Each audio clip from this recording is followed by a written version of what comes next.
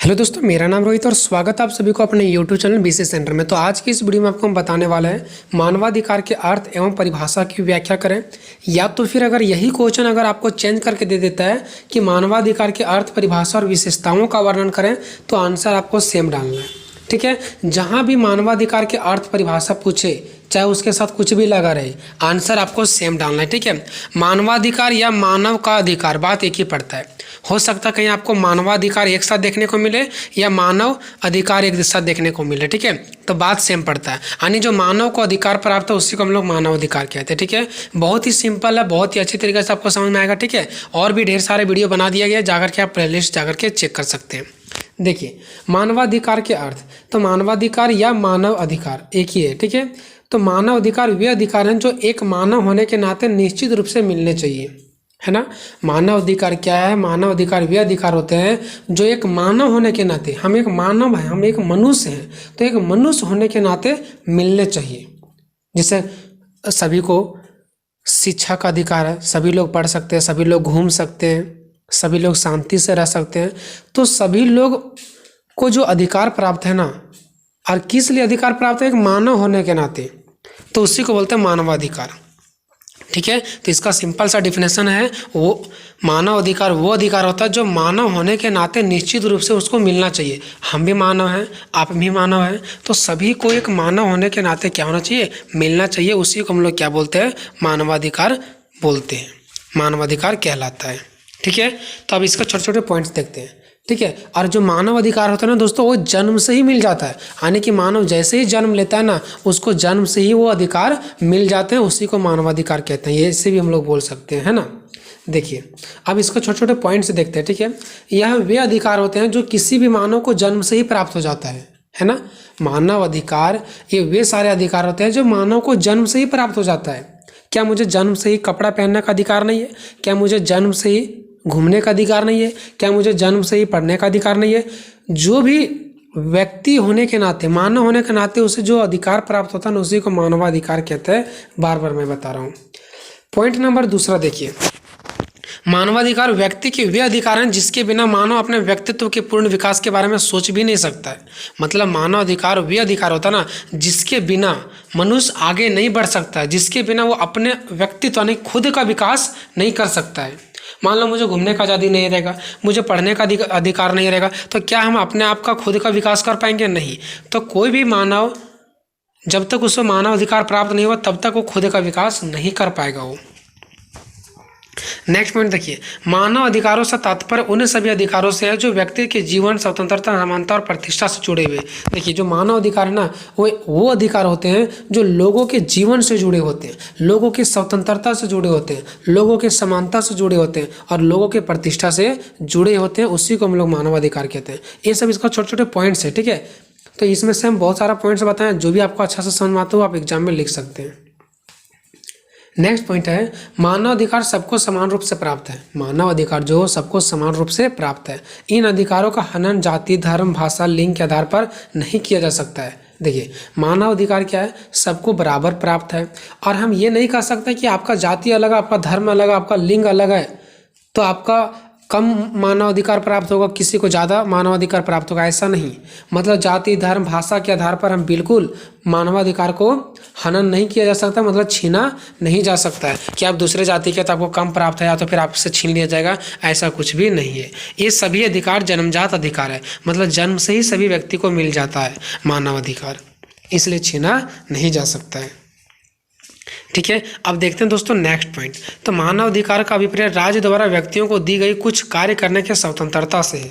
मतलब देखिए, यहाँ पे क्या बताया गया है कि मानव अधिकार वह अधिकार होता है ना जो राज्य द्वारा, राज्य का मतलब होता है देश। ठीक है दोस्तों, जिस देश में हम लोग रहते हैं, तो देश द्वारा व्यक्तियों को दी गई कुछ कार्य करने की स्वतंत्रता से।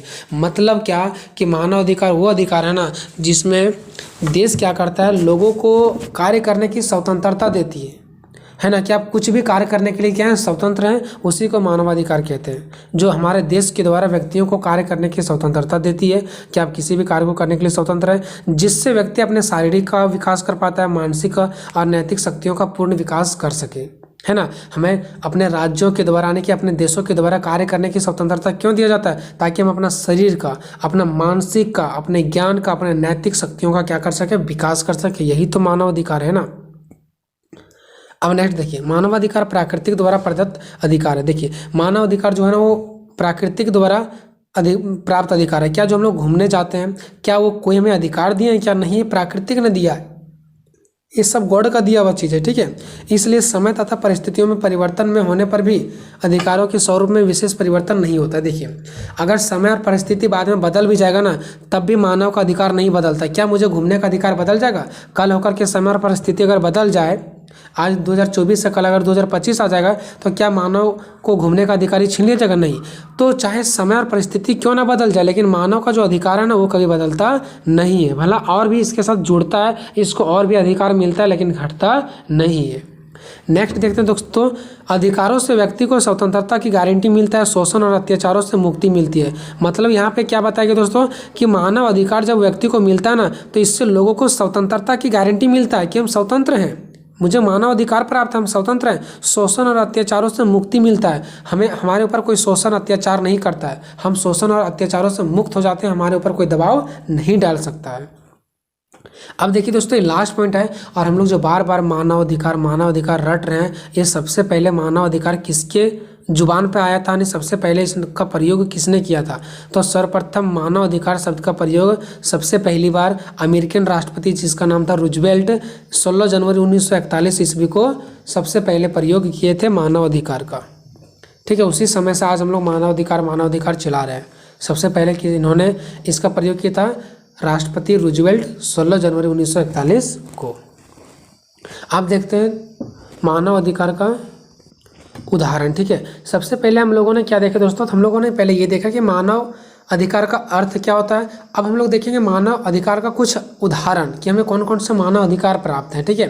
तो मानवाधिकार सबसे मौलिक और बुनियादी अधिकार है। मौलिक मतलब समझ में आता है आप लोगों को, जैसे हम लोग को मौलिक अधिकार नहीं प्राप्त है, वैसे ही मानव अधिकार भी सबसे ज़्यादा इंपॉर्टेंट। मौलिक मतलब जो इंपॉर्टेंट, जो मुझे चाहिए ही चाहिए, जो लोगों को चाहिए ही चाहिए, है ना। तो मानवाधिकार सबसे मौलिक और बुनियादी अधिकार है जो हर व्यक्ति को जन्म से ही प्राप्त है, और यह अधिकार उसके मरने तक भी क्या रहता है, जारी रहता है। किसी व्यक्ति के मानवाधिकार को उससे छीना नहीं जा सकता है, चाहे वह किसी भी धर्म के हो, किसी भी जाति के हो, किसी भी आस्था का क्यों ना हो, उससे हम उसका अधिकार को छीन नहीं सकते हैं।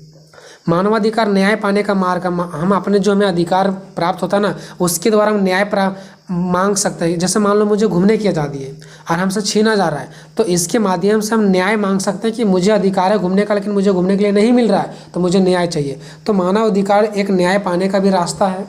ये सुरक्षात्मक कानून है जो हमें सुरक्षा प्रदान करती है। मानवाधिकार की सार्वभौमिक घोषणा में 30 मानवाधिकार का वर्णन किया गया है। जब मानवाधिकार की सार्वभौमिक घोषणा किया जा रहा था ना, तो उसमें 30 मानवाधिकार का वर्णन किया गया, जिनमें से कुछ मानव अधिकार इस प्रकार है। देखिए मानव अधिकार के कुछ उदाहरण, तो एक हो गया समानता का अधिकार, ठीक है, सभी को समानता का अधिकार है। जीवन का अधिकार है, सभी को जीने का अधिकार है। स्वतंत्रता का अधिकार है। सुरक्षा का अधिकार है। अपमानजनक व्यवहार से मुक्ति, अगर आपके साथ कोई अपमानजनक व्यवहार कर रहा है तो उससे मुक्ति होना, ठीक है, यह अधिकार आपके पास है।